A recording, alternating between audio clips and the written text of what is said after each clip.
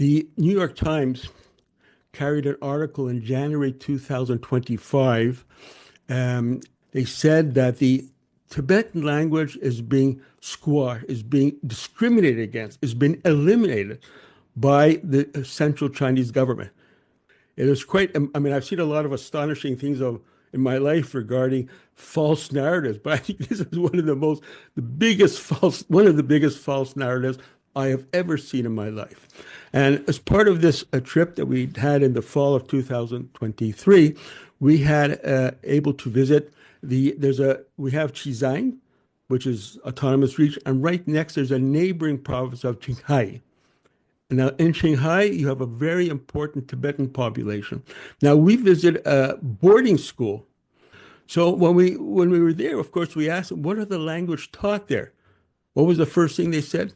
Tibetan, Han Chinese, English, and of course, science, physics, mathematics, etc. But Tibetan was the first language that was being taught there.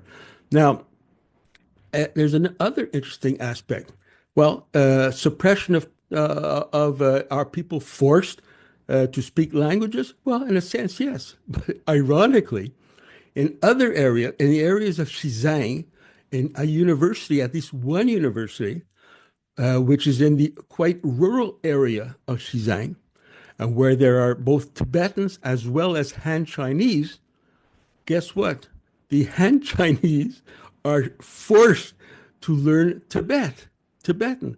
So it's quite the opposite. You know, the Tibetan language is fostered, promoted, as other speakers have mentioned, but even Han Chinese are required to learn Tibetan in the region that they live. So to say that language is being suppressed in Tibet, one has to really say, by comparing to the situation that existed before, that this is not the case at all.